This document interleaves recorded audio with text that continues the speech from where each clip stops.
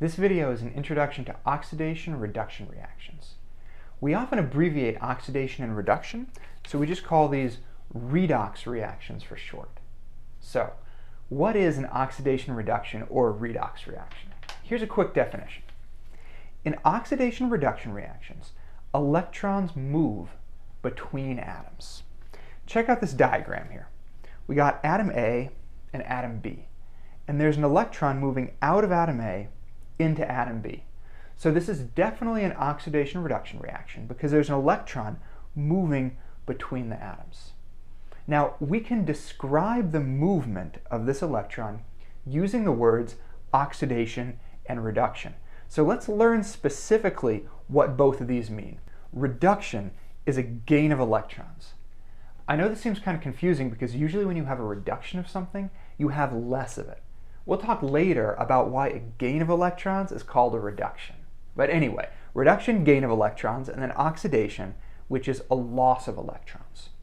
So we got reduction and oxidation. What's happening to atoms A and B over here? Well, atom A is giving up one of its electrons. It's losing an electron. So at atom A, oxidation is taking place. Atom B is receiving an electron. It's gaining an electron. So at atom B, reduction is taking place. Now, we can modify these words slightly to come up with terms we use to describe what's happening to the atoms. Atom A is undergoing oxidation, so we can say that atom A is being oxidized. Atom B is undergoing reduction, so we can say that atom B is being reduced.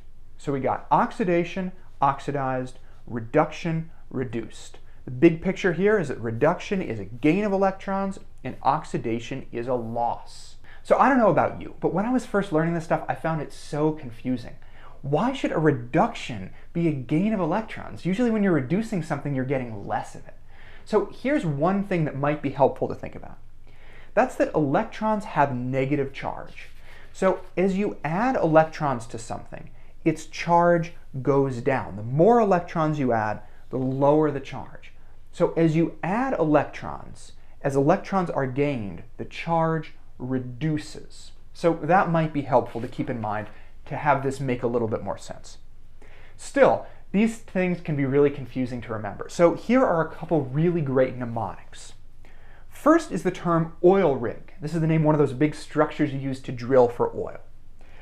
OIL stands for oxidation is loss, and RIG stands for reduction is gains. This is a really good mnemonic. Here's another one you might like if you like animals. Leo the lion says grr. All right? LEO stands for loss of electrons is oxidation, and grr stands for gain of electrons is reduction. So learn one or both of these. They'll be a great way that you can always remember what reduction is and what oxidation is. Okay, oxidation and reduction happen in all sorts of chemical reactions. They're like the super important thing that makes those reactions happen, that makes them go. So to learn more about this stuff, we're going to have to look at an example of a chemical reaction where oxidation and reduction are taking place. Here's a chemical reaction that we're going to be talking about. Sodium and chlorine coming together to make sodium chloride, table salt. Now, sodium chloride is an ionic compound, which means that it's made of ions. Specifically, the sodium 1+ and the chloride 1- ions. These two ions stick together because they have opposite charges, and opposite charges attract. Now, Na and Cl, they didn't always have charges though. Over here, before they combined, they have no charge. They are two electrically neutral atoms. So in order to come together and make sodium chloride, these two atoms have to end up getting charges and then they stick together. So let's talk about how this happens, how they end up getting charges. So we start out with Na and Cl here as electrically neutral atoms with no charge, and they're on their own. They're separate. The next thing that happens is sodium gives one of its electrons to chlorine. So this is where the charges come in. Sodium loses one of its electrons, so it becomes Na plus 1. And chlorine gains an electron, so it becomes Cl minus 1. Now we have two ions with opposite charges. What do oppositely charged things do? They stick together. So these two ions come together and they stick, making sodium chloride. Okay, so this is the process where we start from electrically neutral atoms. We have an electron transfer, we get ions that then stick together. So here's the equation that I showed you earlier that describes this process. There are a couple things that I could add to this, though, to make stuff a little clearer.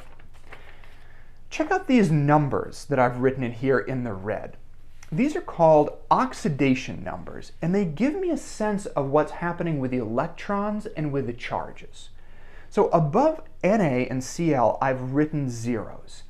That indicates that these two atoms start out being electrically neutral.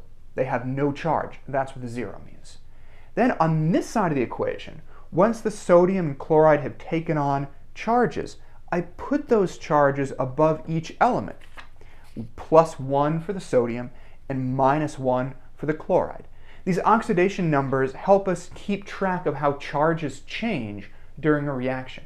Most importantly for this reaction, they remind us that sodium and chlorine start out neutral and only end up getting a charge later after this electron transfer takes place.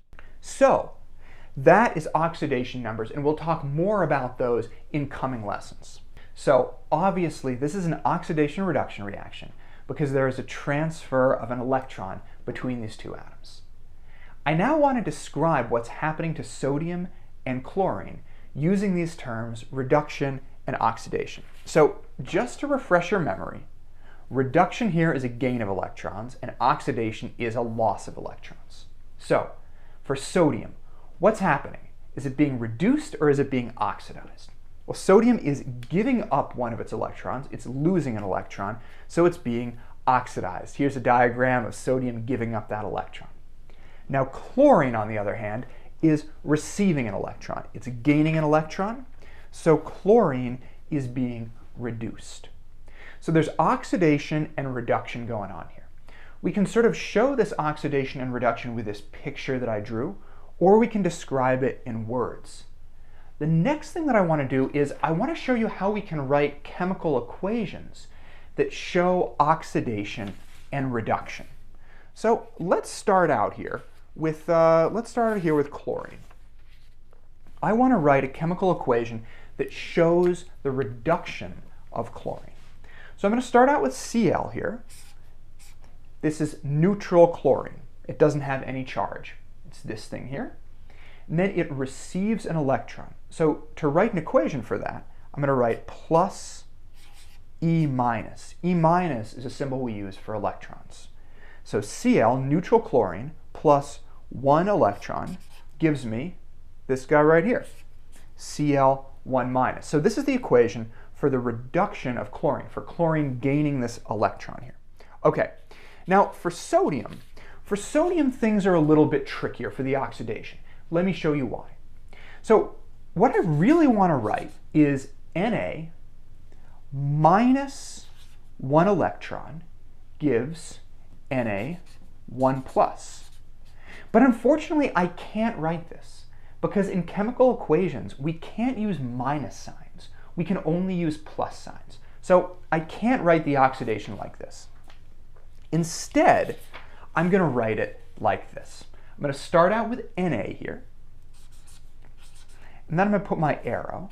So Na turns into Na1 plus 1 electron. Writing the electron on this side of the equation indicates that it's being spit out, that Na is losing it. It's no longer part of the atom. So to write reduction, we put the electron on this side of the equation because it's coming together with the atom. To write oxidation, we put the electron on this side of the equation because it's getting spit out. So these are the reactions for oxidation and reduction of sodium and chloride. Now I want to talk a little bit more about these two reactions and how we can combine them to make a larger, bigger picture equation. Here's our big picture reaction for sodium and chlorine coming together to make sodium chloride. Now, this reaction here really has two processes going on within it. One of these processes is the oxidation of sodium. It starts out as 0, loses an electron, and becomes sodium 1+. And here is the equation for just the oxidation. The other process that's going on in this reaction here is the reduction of chlorine. Chlorine starts neutral at 0, it gains an electron, and it ends up as Cl1-, and here is the equation for the reduction of chlorine. Now, these two equations down here are called half reactions. They show either oxidation or reduction, and they're called half reactions because they each kind of tell half the story. You put them together, and you get the big picture reaction that shows both oxidation and reduction.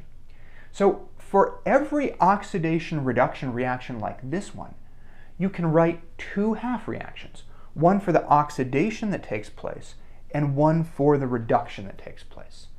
Now, it's super important to keep in mind that oxidation and reduction always have to happen together. They always have to happen at the same time.